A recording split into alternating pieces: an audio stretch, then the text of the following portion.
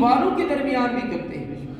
غرض یہ کہ جو نیک ہوتے ہیں، جو اللہ کے محبوب ہوتے ہیں، اللہ خود بخود ان کی محبت اہل دنیا کے دلوں کے اندر ڈالتا ہے۔ یہ ہمارا نہ آپ کا کمال نہیں کہ ہم بزرگوں کو یاد کرتے ہیں۔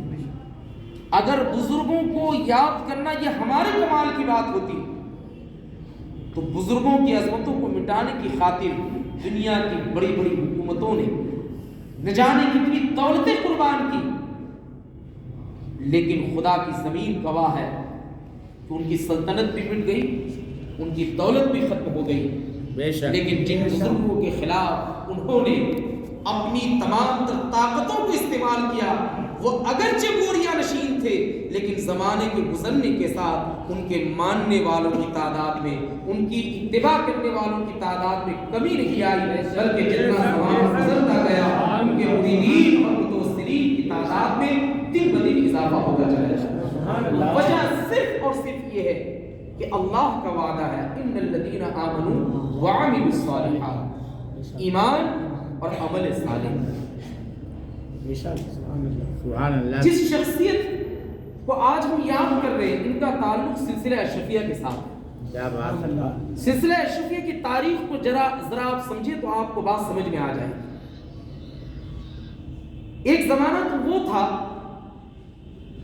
کہ سمنا کے بادشاہ سلطان ابراہیم کے پاس مال و زر کی کوئی کمی نہیں تھی، اللہ نے بے شمار نعمتیں عطا کی، لیکن نرینہ اولاد کی کمی تھی۔ دنیا کے ہر باپ کی تمنا ہوتی ہے کہ میری کوئی نرینہ اولاد ہو جائے تاکہ میری جائیداد کا وارث بن جائے، تخت کا سلطان بن جائے۔ آپ کی بیوی ان کی بھی یہی تمنا تھی، لیکن حسن اتفاق سے ایک زمانے تک کوئی لڑکا آپ کے گھر پیدا نہیں ہوا۔ بزرگوں سے محبت کرنے والے لوگ تھے، صوفیہ اور مجذوب سے محبت کرتے تھے۔ اب تو محبت کی قدروں میں کمی آ گئی ہے، بچے اپنے ماں باپ سے محبت نہیں کرتے۔ ہم اس چیز کا جو آج افسوس کرتے ہیں نا کہ لوگ پیروں کو نہیں مانتے۔ جناب عالی، پیروں کو ماننے کے لیے تو روحانی طاقت کی ضرورت ہوتی ہے۔ جو والدین ہمارے جسمانی طاقت کے ایک ایک حصے میں ہمارے اوپر مہربانی کرتے ہیں، ہم ان کے ساتھ نافرمانی کرتے ہیں۔ ہم تو اس دور سے گزر رہے ہیں، لیکن وہ دور ایسا تھا کہ جس دور میں انسانی اقدار کی حفاظت ہوتی تھی، صوفیہ سے لوگ محبت کرتے تھے، اولیاء کاملین سے محبت تھی۔ حضرت سیدنا سرکار سلطان ابراہیم جو سرکار مخدوم سمنا کے والد ماجد ہے، ان کے سامنے سے ایک مجذوب وقت کا گزر ہوتا ہے، اور مجذوبوں کی کیفیت کیا ہوتی ہے؟ زمانے والے انہیں پاگل سمجھتے ہیں، لیکن وہ پاگل نہیں ہوتے، بلکہ وہ ماں سوا اللہ سے اپنے تمام رشتے کو ختم کر لیتے ہیں۔ وہ زمین پر چلتے ہیں، سامنے کسی مکان کی دیوار ہوتی ہے لیکن انہیں دیوار نظر نہیں آتا، بلکہ ان کی نگاہوں کے سامنے خدا کا جلوہ ہوا کرتا ہے، اسی لیے وہ دیواروں کے اندر بھی وہ اللہ کی قدرت کو دیکھتے ہیں۔ یہی وجہ ہے نا کہ منصور حلاج نے جب اپنی ذات کو ذات الہی میں فنا کر دیا تو انہوں نے خود اپنی زبان سے کہا تھا کہ میں رب ہوں، میں رب ہوں، انا ربی، میں رب ہوں، یعنی اپنے آپ کو انا الحق، میں حق ہوں، یعنی بولنے کا مطلب یہ تھا کہ میں نے اپنے آپ کو فنا کر دیا، میرا کوئی وجود نہیں، اگر وجود ہے تو صرف ایک اللہ کا وجود ہے۔ اسی لیے خانقاہوں میں جب مریدین سے ورد کرایا جاتا ہے تو پڑھایا جاتا ہے لا معبود الا اللہ، لا موجود الا اللہ، لا مشہود الا اللہ۔ آج خانقاہوں سے ہم جڑے ہوئے ہیں، لیکن خانقاہوں کے ماننے والے بھی آج کل صرف جھگڑے میں پڑے رہ گئے، آج کل صرف آپسی انتشار میں پڑے رہ گئے کہ ہمارا نعرہ بلند ہونا چاہیے، ان کا نعرہ بلند ہونا چاہیے۔ ایک چیز آپ ذہن نشین کر لیں کہ کوئی بھی بزرگ ہمارے نعرے کے محتاج نہیں ہے، ہم ان کا نعرہ لگائیں یا نہ لگائیں، ان کا ذکر اللہ نے بلند کیا ہے، ان کے ذکر کو کوئی گھٹا نہیں سکتا، اور اگر نعرے کو ہم نہ بھی لگائیں تو بھی ان کے ذکر میں کمی نہیں آئے گی۔ ہمیں سوچنا پڑے گا، ہمیں سمجھنا پڑے گا کہ صوفیوں کا جو مشن تھا وہ مشن کیا تھا؟ وہ مشن یہ تھا کہ لا معبود الا اللہ، لا موجود الا اللہ۔ ایک بزرگ گزر رہے تھے مجذوب وقت، بادشاہ سے کہا، کیا کہا؟ آپ نے کہا کہ سلطان تمہیں بیٹا چاہیے نا؟ کیا چاہیے؟ بیٹا چاہیے نا؟ کیا ان بزرگوں کی اس بات کا علم نہیں تھا کہ اولاد دینے والا اللہ کی ذات ہے؟ اگر ہمارے پاس علم ہے، ان کے پاس بھی علم تھا، वो पढ़े लिखे लोग थे। तो उन्होंने कहा कि हाँ औलाद चाहिए। तो आपने बशारत दी कि अनकरीब तेरे घर में 2 बेटों की पैदाइश होगी। सुभान अल्लाह, सुभान अल्लाह, सुभान अल्लाह। यहाँ तक कि सरकार सुल्तान इब्राहिम फरमाते हैं कि मेरे बच्चों की पैदाइश से पेशतर ख्वाब में हुजूर तशरीफ लाए। क्या बात है, सुभान हुजूर अल्लाह। ने फरमाया कि 2 बेटों की पैदाइश होगी। जब बेटे पैदा हो तो एक का नाम सैयद अशरफ रखना, एक का नाम सैयद आरफ। क्या बात है। माँ के शिकम में क्या है ये हम नहीं बोल सकते, लेकिन निगाह मुस्तफ़ा से कायरात की कोई चीज पोशीदा नहीं। क्या बात है। इसीलिए तो हम अहले सुन्नत वल जमात का अकीदा है कि और कोई खैब क्या तुमसे निहा हो भला, जब ना खुदा की छुपा तुमके सरकार ने फरमाया कि 2 बेटों की पैदाइश होगी। एक का नाम सैयद मोहम्मद अशरफ रखना, दूसरे का नाम सैयद मोहम्मद आरफ रखना। बेटों की पैदाइश हुई और पैदाइश के बाद हस्ब इरशाद एक का नाम सैयद मोहम्मद अशरफ रखा गया, दूसरे का नाम सैयद मोहम्मद आरफ रखा गया। अब ये बेटे जो मिले हैं ये निगाह मुस्तफ़ा के वसीले में मिले हैं। लिहाजा काम अब तख्त की हिफाजत का नहीं था, बल्कि तख्त वो तो सिर्फ सिमना में था। ऐसी शहनशाही मुस्तफ़ा ने अता की कि सिमना की सल्तनत तो खत्म हो गई, लेकिन मखदूम को जो बादशाह मिली थी वो बादशाह कल भी सलामत थी, आज भी सलामत है, सुबह क़यामत तक सलामत रहेगी। और महबूब मखदूम की बारगाह से फैज़ सुबह क़यामत तक जारी व सारी रहेगा। इसीलिए तो हम अहले सुन्नत वल जमात बारगाह मखदूम में जब अपना अरीज़ा पेश करते हैं तो इस तरीके से पेश करते हैं, कै अशरफे ज़माना ज़माने मददनुमा कर हाय बस्ता राज कलीदे। ये सरकार सुल्तान मखदूम अशरफ जहांगीर सिमनानी रहमतुल्लाह अलैह की पैदाइश हुई। और फिर उसके बाद ये सिलसिला क्या है, आज हमने ये समझा है कि जिस पीर के बहुत ज़्यादा मुरीद हों वही पीर सबसे कामयाब है। हालांकि ये पैमाना नहीं है, मकबूलियत की दलील हो सकती है, लेकिन पैमाना ये नहीं है। बल्कि बाज़ अजिल्ला औलिया आपको ऐसे मिलेंगे कि मुरीदीन की तादाद उनकी कम होती है, लेकिन ऐसे ऐसे मुरीदीन होते हैं ना कि उन मुरीदीन की बदौलत अल्लाह दीन के काम में इतनी बरकतें अता फरमाता है कि लोग दीन को उन्हीं के नाम से पहचानना शुरू करते हैं। हज़रत मखदूम अनौला पंडवी हज़रत सरकार सुल्तान अशरफ जहांगीर सिमनानी रहमतुल्लाह अलैह की पैदाइश हुई। कम उम्री में आपने हिफ्ज़ कुरान की तकमील की। क्या बात है, सुभान अल्लाह। आज हिफ्ज़ कुरान के लिए अमीर ज़ादे बच्चे नहीं आते, क्या बात है। मशाइख के बच्चे भी नहीं आते। बहुत कम ऐसी खानकाएं हैं कि जो अपने बच्चों को आलिम दीन बनाने की कोशिश करती हैं। हालांकि ये जो रूहानी रिश्ता है ना, ये तो विरासती इल्मी का रिश्ता है। क्या बात है, सुभान अल्लाह। अगर कुरान और सुन्नत का इल्म ना हो तो शेख अपने मुरीद को कैसे बतलाएगा कि दीन क्या है, शरीयत क्या है। क्या बात है, सुभान अल्लाह। सुल्तान सरकार गरीब नवाज की जिंदगी देखे आप, सरकार गौसे आजम की जिंदगी देखे, हुसूल इल्म की खातिर अपने घर बार को छोड़ दिया था। क्या बात है। आज हम मशाइख को आम तरीके से समझते कि ये तो हमारी गद्दी है, हमारा बेटा इस गद्दी पर बैठ जाएगा, मुरीदीन है, हाथ पांव चूमना शुरू कर देंगे। हालांकि ये सिस्टम नहीं है हमारे बुजुर्गों के यहाँ। हमारे बुजुर्गों के यहाँ नफ्स की तरबियत हुआ करती थी। तारिकुस सल्तनत सैयदना सरकार मखदूम अशरफ जहांगीर सिमनानी रहमतुल्लाह अलैह सिमना की सल्तनत को छोड़कर अर्ज़े हिंद में आते हैं। उनकी तरबियत किसने की? उनकी तरबियत जनाब खिज़र अलैहिस्सलाम ने। और जब आपकी उम्र शरीफ 25 साल की हुई तो जवानी की ये जो तहलीज़ होती है ना, ये ऐसी तहलीज़ होती है जहां दुनिया एक नौजवान को घेर लिया करती है। लेकिन ये औलादे अली थे, फातिमा ज़हरा के शान थे। क्या बात है, सुभान अल्लाह। आका करीम अलैहिस्सलातु वस्सलाम के फरमान के मुताबिक जनाब खिज़र ने कहा कि ए अशरफ, अलाउद्दीन गंजे नबात आपका इंतजार कर रहा है। क्या बात है। आप बंगाल में है ना? बेशक। ये बंगाल की सरजमीन भी कोई چھوٹی موٹی سرزمین نہیں، نہیں، یہ وہ سرزمین ہے کہ جس سرزمین پر اگر آپ دیکھیں گے تو سلطان الہند سرکار غریب نواز کے مریدین کے تیسرے سلسلے کے مرید بنگال کی پاک سرزمین پر۔ کیا بات ہے، واہ واہ۔ سرکار غریب نواز کے خلیفہ اول کون ہیں؟ خواجہ قطب الدین بختیار کاکی۔ میں یہ بات اس لیے بیان کرتا ہوں نا، عام طریقے سے لوگ اجمیر شریف جاتے ہیں، 10 سال چلے گئے، اب پورے اجمیر کی زیارت بھی کر لیے، دہلی بھی چلے گئے، اور 15 سال کے بعد اگر کسی مولانا سے ملاقات ہوئی تو پوچھتے کہ بختیار کاکی ہے کون؟ وہ اجمیر گیا، اسے پتہ بھی نہیں چلا، دہلی گیا، اسے معلوم نہیں کہ یہ روحانی رشتہ کیا ہے۔ کیا بات ہے، ہمیں جاننا پڑے گا، جب تک ہم کسی شخصیت کی حیثیت کو نہیں سمجھیں گے اس وقت تک ہمارا روحانی رشتہ مضبوط نہیں ہو سکتا۔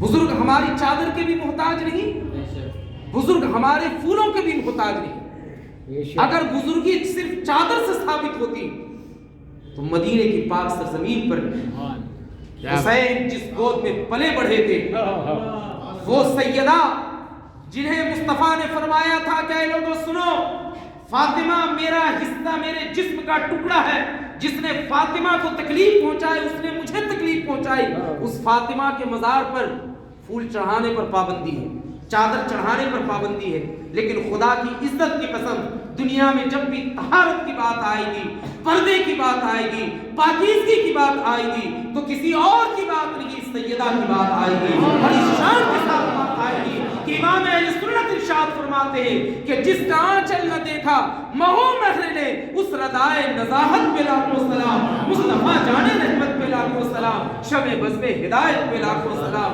اور سیدہ زاہدہ طیبہ طاہرہ جان احمد کی راحت پہ لاکھوں سلام۔ ان کے مزار تربت پر انوار پر پھول چڑھانے پر پابندی ہے، لیکن کیا سنیوں کے دلوں سے ان کی عظمت ختم ہوئی؟ نہیں ختم ہوئی۔ کیوں نہیں ختم ہوئی؟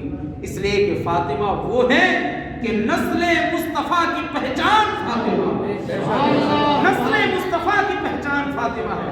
اسی لیے تو مصطفیٰ کریم ارشاد فرماتے ہیں کہ اے لوگوں سنو، کائنات میں ہر ایک کا خاندان چلا، ہر نبی کا خاندان چلا، ان کے بیٹوں سے چلا، ان کی صلب سے چلا، لیکن اللہ نے میرے خاندان کو علی ابن ابی طالب کے صلب کے دیا۔ اسی لیے حضرت بیدم شاہ وارسی فرماتے ہیں کہ شگفت گلشن زہرا کا ہر گلے تر ہے، شگفت گلشن زہرا کا ہر گلے تر ہے، کسی میں رنگ علی اور کسی میں بوئے رسول، کسی میں رنگ علی اور کسی میں بوئے رسول۔ حضرت سرکار قطب الدین بختیار کاکی کون ہے؟ کہ سرکار غریب نواز کے مرید خاص ہیں۔ سبحان اللہ، بے شک بے اور شک۔ آج ہندوستان کی سرزمین پر جن مسلم حکمرانوں کے تذکرے ہم بڑی شان و شوکت کے ساتھ کرتے ہیں، کیا بات، ان میں سے ایک بادشاہ گزرے ہیں جن کا نام ہے سلطان شمس الدین التمش۔ سبحان اللہ، بے شک۔ یہ کون ہے؟ بغداد کی سرزمین پر ہے، 8 سال کی عمر ہے، سرکار غریب نواز بیٹھے ہوئے اپنے پیر و مرشد کے ہمراہ۔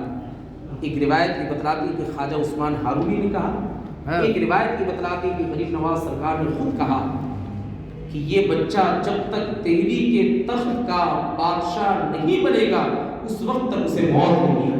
کیا بات ہے، یہ ہمارے صوفیاء ہیں، انہوں نے صرف روحانی سلطنت نہیں دی بلکہ انہوں نے ہمیں اس دنیا کی سرزمین پر مادی حکومتیں بھی عطا کی تھی، لیکن آج تو ہمارا رشتہ نہیں ہے۔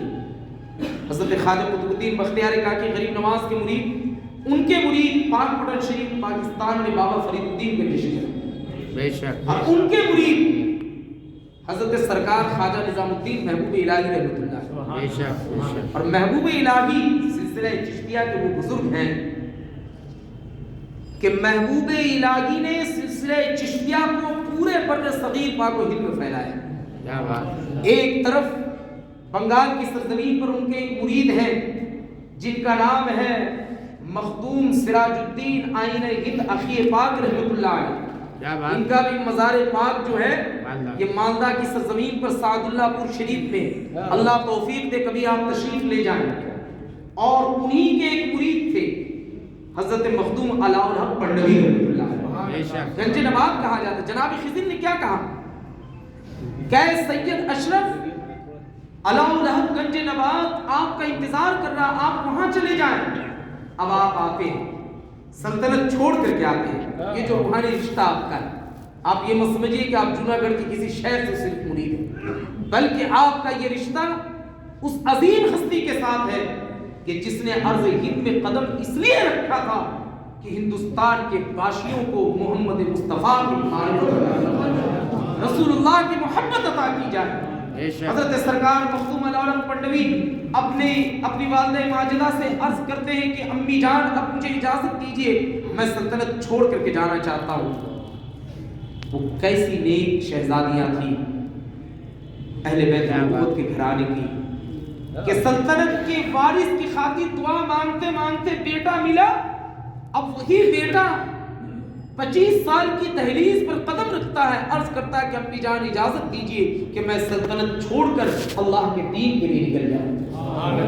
ماں نے کہا کہ بیٹا میں تجھے روکوں گا نہیں، میں تجھے روکوں گا نہیں، لیکن میری ایک آخری تمنا ہے کہ جب تک تو میری نگاہ کے درمیان رہے گا، یعنی تو یہاں سے نکلے گا اور جب تک میری نگاہ تجھے تاکتی رہے گی، میری تمنا یہ ہے کہ جس طریقے سے تخت پر تو تاج پہن کر کے بیٹھتا تھا اسی شان کے ساتھ جانا تھا کہ مجھے صدمہ نہ پہنچے، تکلیف نہ پہنچے۔ اللہ اکبر، آپ اپنے خادموں کے ہمراہ نکلتے ہیں اور جب تک آپ کی والدہ ماجدہ آپ کو دیکھتی رہتی ہیں وہی شاہانہ لباس ہے، لیکن خدا کی عزت کی قسم ایک طرف مخدوم علاء الحق پنڈوی جہاں انتظار کر رہے تھے، وہیں ہندوستان کی سرزمین پر مخدوم جہانیہ جہاں گشت رحمۃ اللہ علیہ بھی انتظار کر رہے تھے، حضرت سرکار مخدوم بہاری بھی انتظار کر رہے تھے۔ آپ فرماتے ہیں کہ امی جان آپ کی اجازت سے میں جا رہا ہوں۔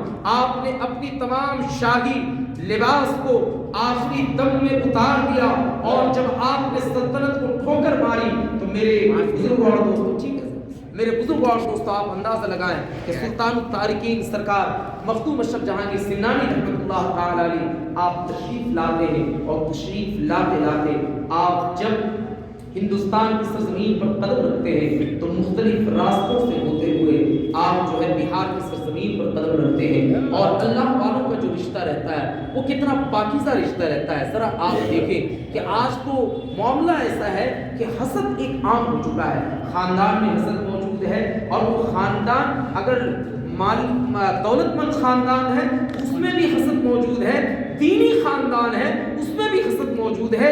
آپ سپریم کورٹ میں جا کر کے دیکھیں کہ بڑی بڑی خانقاہوں کے افراد آپس میں مقدمات لڑ رہے ہیں، کیوں بھائی؟ کہ ہم تخت کے مالک ہیں، ہم گدی کے مالک ہیں۔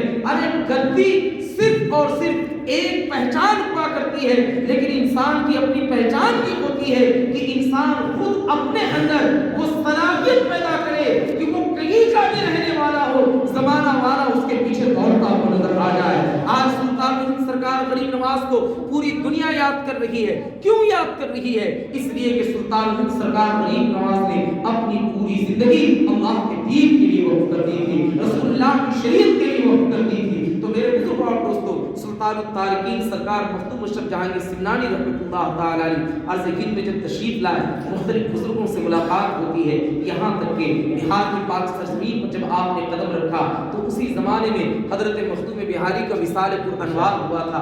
آپ نے یہ وصیت فرمائی تھی کہ میری نماز جنازہ تم میں سے کوئی مت پڑھانا، بلکہ میری نماز جنازہ وہ شخص پڑھائے گا کہ جو صحیح النسب سید ہو۔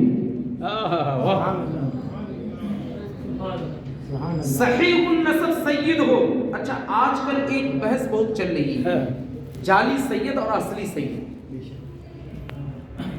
سرکار مفتی اعظم ہند کے ایک فتوے پر میں عمل کرتا ہوں اور آپ کو بھی چاہیے اس پر عمل کریں۔ سرکار مفتی اعظم ہند فرماتے ہیں کہ اگر کوئی شخص اپنے آپ کو سید ہونے کا دعویٰ کرے آپ اس کی عزت کریں، اگر وہ سچا ہے تو بھی اس کی تعظیم کی برکتیں آپ کو ملیں گی.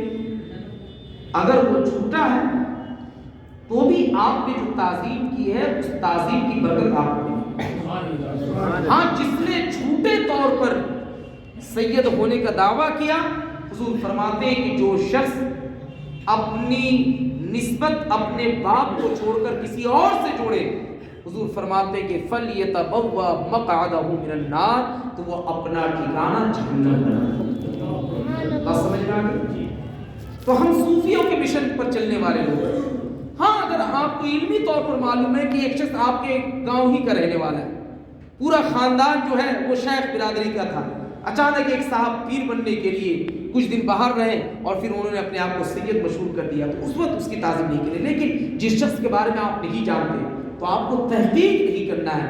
آپ کے لیے حکم یہ ہے کہ آپ صرف اور صرف ان کی تعظیم کریں. یہی ہمارے بزرگوں نے ارشاد فرمایا.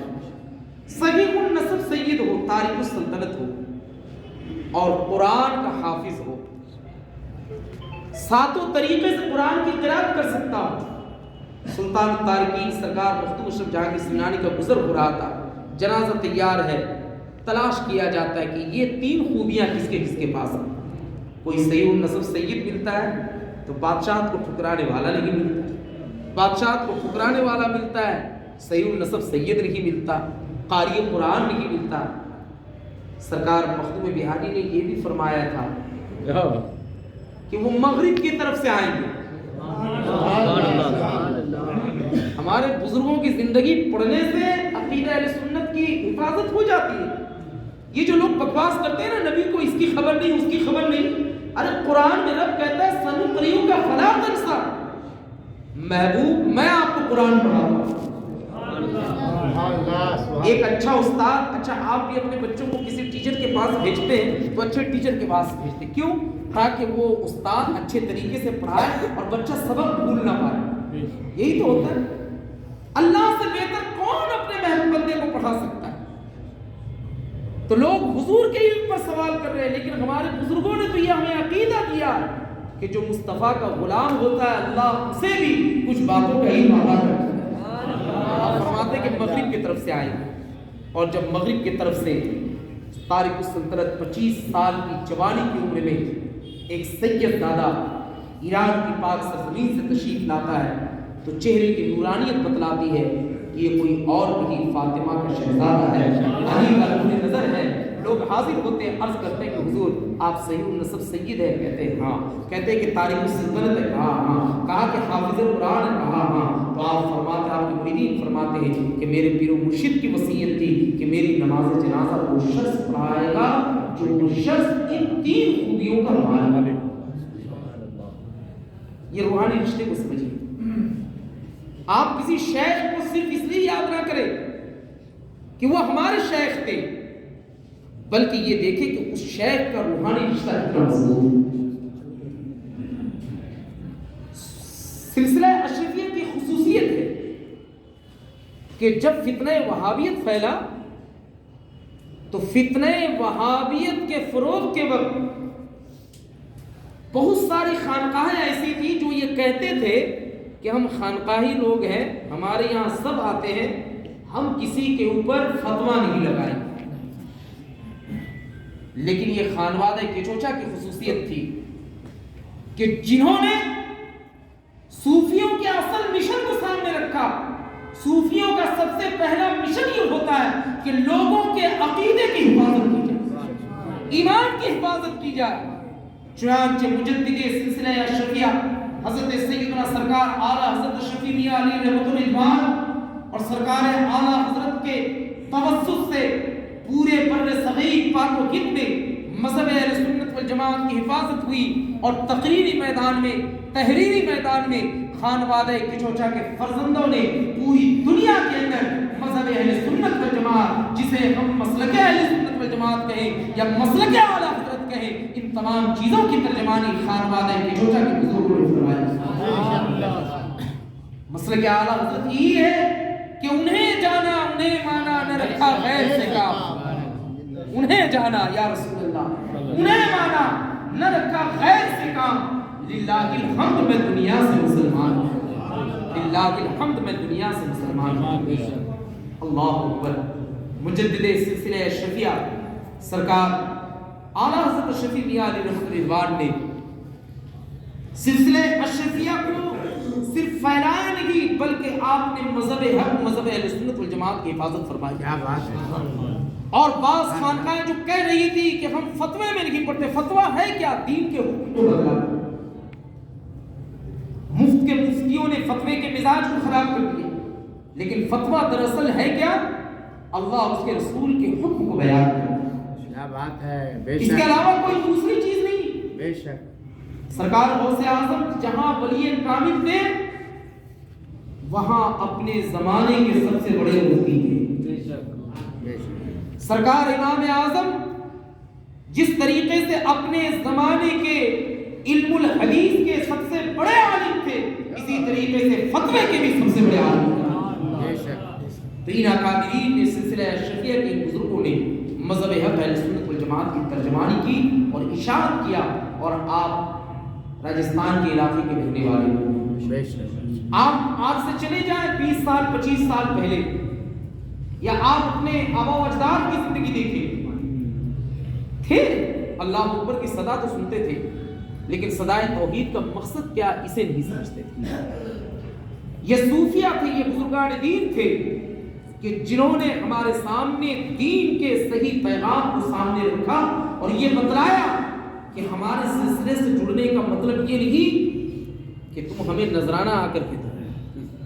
ان کا مشن اور مقصد یہی تھا کہ زمین و زمان تمہارے لیے، مکین و مکان تمہارے لیے، جنید و جنا تمہارے لیے، بنے دو جہاں تمہارے لیے، دہن میں زبان تمہارے لیے، بدن میں ہے جان تمہارے لیے، ہم آئے یہاں تمہارے لیے، پھر وہاں تمہارے لیے. بے شک. بے شک. بے شک. سلسلہ اشرفیہ کا فیضان کر صغیر پاک و ہند ہے. آپ کے شیخ، آپ کے مرشد برحق، مریدین سے بھی پیر کی پہچان ہوتی ہے. ایک چیز ذہن میں رکھیے گا، مریدین سے بھی پیر کی پہچان ہوتی ہے. تو جب مریدین عقیدے کے معاملے میں پختہ ہوتے ہیں، عمل کے معاملے میں پختہ ہوتے ہیں، تو مریدین کی صورت میں پیر کی یادیں زندہ رہا کرتی ہیں. تو اگر آپ نے پیر مانا ہے تو پیر کا مطلب صرف یہ نہیں کہ حضرت آئیں گے اور مریدین آپس میں جھگڑیں گے کہ حضرت ہمارے گھر میں آئے، بلکہ سچے مرید کا مطلب یہ ہوتا ہے کہ پیر سے ایسی محبت ہو کہ پیر کے چہرے کی طرف جب دیکھے تو اس نیت کے ساتھ دیکھے کہ یہ وہ چہرہ ہے کہ جس چہرے کو دیکھنے سے اللہ علیہ پیر کی جو نصیحتیں ہیں ان نصیحتوں کو اپنائیں. اب آپ سوچتے ہو کہ ان کی نصیحتیں کیا ہیں؟ آپ جب کسی شیخ کے ہاتھ میں مرید ہوتے ہیں تو شیخ کیا کہتا ہے کہ میں اپنے گناہوں سے سچی توبہ کر رہا ہوں. ٹھیک ہے، اس کا مطلب یہ ہوگا کہ غیر شرعی کاموں سے دور ہو جائے، شریعت کے احکام پر پابند ہو جائے. یہ پوری مریدی کا اصل معاملہ ہے. بس چند منٹ اور پیری مریدی کے جو فائدے ہوتے ہیں وہ میں آپ کو، میں نے کہا تھا کہ پیری مریدی کی ضرورت کیوں ہوتی ہے. پیری مریدی ہر زمانے کی ضرورت ہے. جو بے نمازی ہے وہ زبان سے تو کہتا ہے کہ نماز کی ضرورت ہے، لیکن اس کا عمل ہی بتلاتا کہ نماز کی ضرورت نہیں ہے. اگر نماز کی ضرورت ہوتی تو وہ اذان سن کر اپنی دکان پر بیٹھ کر کے، اپنے گھروں میں بیٹھ کر کے وقت نہیں گزارتا. بات سمجھ میں؟ تو یہ سمجھنے اور احساس کا معاملہ ہے. پیری مریدی کی ضرورت ہر زمانے میں رہی ہے. پیری مریدی کا مطلب یہ ہوتا ہے کہ اپنے آپ کو کسی شیخ کے ہاتھ میں بیچ دینا اس ارادے کے ساتھ کہ یہ شیخ مجھے جس بات کا حکم دے گا میں اسی بات پر عمل کرتا ہوں. سبحان اللہ. بے شک. بے شک. اعلیٰ حضرت امام اہل سنت شاہ امام احمد رضا خان محدث بریلوی رحمۃ اللہ علیہ فرماتے ہیں کہ بیعت کی دو قسمیں ہوتی ہیں. کتنی قسمیں ہوتی ہیں؟ دو قسمیں. اس چیز کو توجہ کے ساتھ سنیں گے. آپ یہ سوچ سکتے ہیں کہ جے پال جوگی غریب نواز کے یہاں گیا اور سچی توبہ کیا، عبداللہ بیابانی بن گیا. کیا بات ہے. آج بھی اجمیر معلیٰ کی سرزمین پر بھٹکے ہوئے شخص کو راستہ بتلاتا ہوا نظر آتا ہے. بے شک. ہم اتنے پیروں کے مرید بن جاتے ہیں, اتنے شیخ سے محبت کرتے ہیں, اتنے نذرانے دیتے, کیوں نہیں بنتے؟ کیا بات. بات صحیح کہہ رہا ہوں؟ تو اب آپ سمجھ لیجیے, اعلیٰ حضرت سرکار فرماتے ہیں کہ بیعت دو قسموں کی ہوتی ہے. ایک ہوتی ہے بیعت عام, ایک ہوتی ہے بیعت خاص.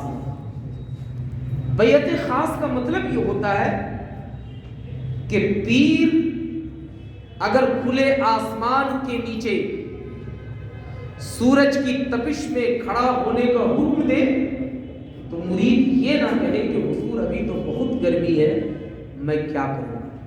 نہیں, بلکہ پیر کے حکم پر اگر برہنہ پاؤں کھڑا رہنے کا حکم دے تو وہ کھڑا ہو جائے. پیر کی اجازت کے بغیر ایک قدم ادھر سے ادھر نہ اٹھائے. کیا بات ہے. اسے کہتے ہیں بیعت خاص.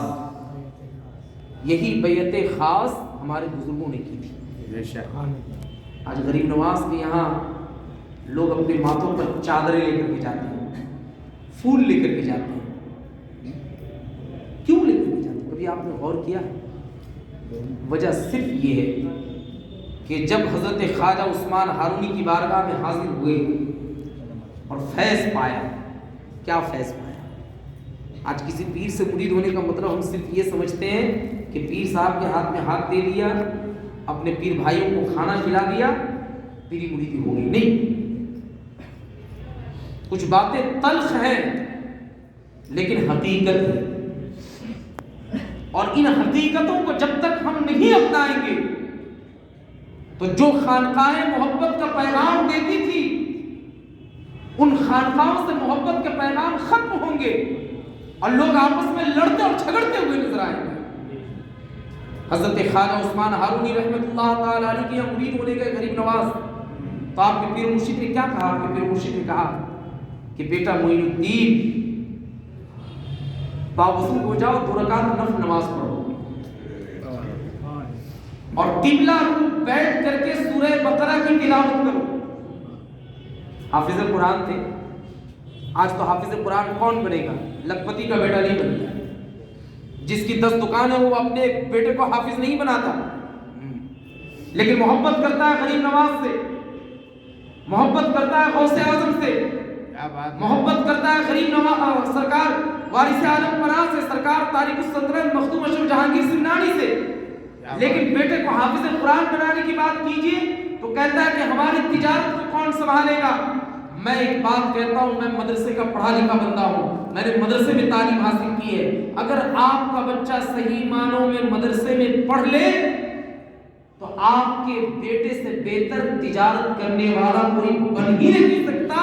کیوں؟ اس لیے کہ نبی فرماتے ہیں کہ اللہ اس تجارت کو زندہ رکھتا ہے جس تجارت میں سچائی ہوتی ہے. جو مدرسہ میں قرآن و سنت پڑھے گا وہ جھوٹ نہیں بولے گا, وہ غبن نہیں کرے گا, وہ غلط مال دے کر کے غلط قیمت نہیں لے گا. لہٰذا اپنے بچوں کو حافظ قرآن بنائیے. مخدوم سے اگر محبت کرتے ہیں تو میں یہ عرض کر رہا تھا کہ مخدوم سرکار غریب نواز سے آپ کے پیر مرشد نے کہا کہ سورہ بقرہ کی تلاوت کرو. آپ نے سورہ بقرہ کی تلاوت کی, اور جب پیر مرشد نے آپ سے کہا کہ ایک رات اور ایک دن مسلسل عبادت و بندگی تمہیں کرنی ہے, آپ نے عبادت و بندگی کی, اور دوسرے دن جب اپنے پیر و مرشد کی بارگاہ میں حاضر ہوئے تو آپ کے پیر و مرشد نے 1000 مرتبہ سورہ اخلاص پڑھوایا اور آپ کے ہاتھ کو تھاما, اور تھامنے کے بعد کہا کہ بیٹا معین الدین اپنی نگاہ آسمان کی جانب اٹھا. سرکار غریب نواز خود فرماتے ہیں, آپ فرماتے کہ میں نے اپنی نگاہ جو آسمان کی جانب اٹھائی, میرے مرشد نے کہا کہ بیٹا معین الدین کیا نظر آ رہا ہے؟ میں نے عرض کیا کہ حضور کل تک جب میں اپنی نگاہ آسمان کی طرف اٹھاتا تھا تو آسمانی پردے نظر آتے تھے.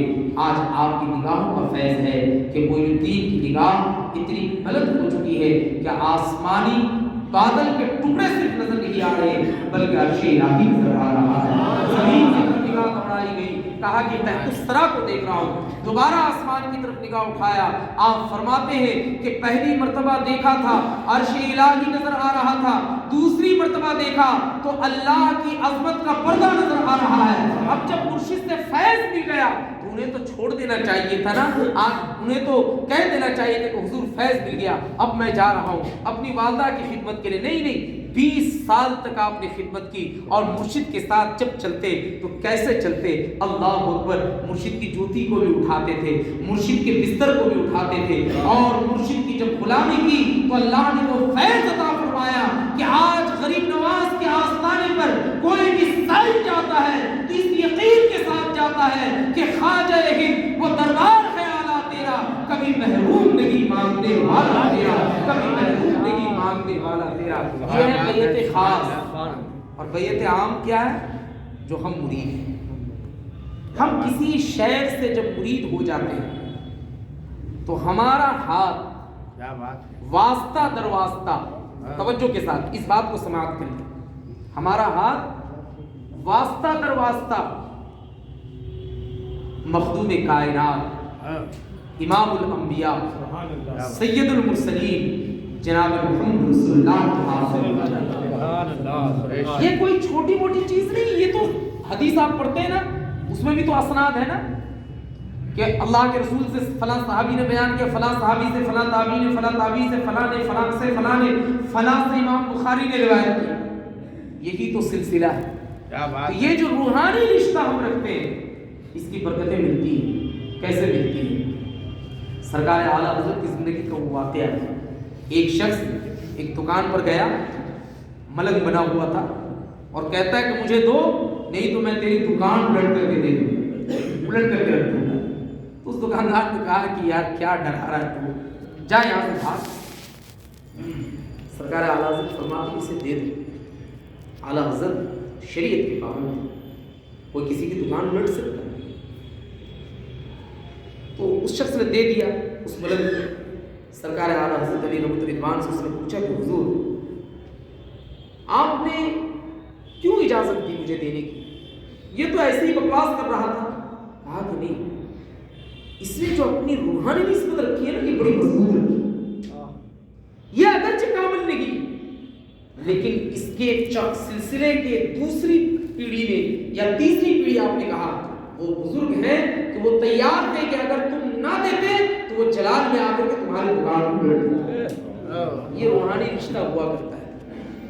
تو ہم اگر روحانی سے جڑے رہیں گے تو انشاءاللہ اس کی برکتیں ملیں گی۔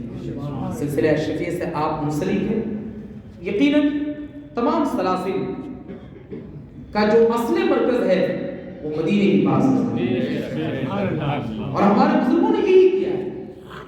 آج ضرورت اس بات کی کہ ہم ہر طرح کے فکروں سے اوپر اٹھ کر کے جماعت اہل سنت کے تحفظ اور بقا کی خاطر کسی بھی پیر سے منسلک رہے، کسی بھی سلسلے سے منسلک رہے۔ ہم صوفیوں کی اس مشن کو اپنی نگاہوں کے سامنے رکھیں کہ غوث و خواجہ قطب ابدال سبھی کے در سے بڑھتا ہے آپ کا فیضان رسول عربی۔ صوفیوں سے محبت کرنے والے لوگ ہیں، ان کی تعلیمات پر عمل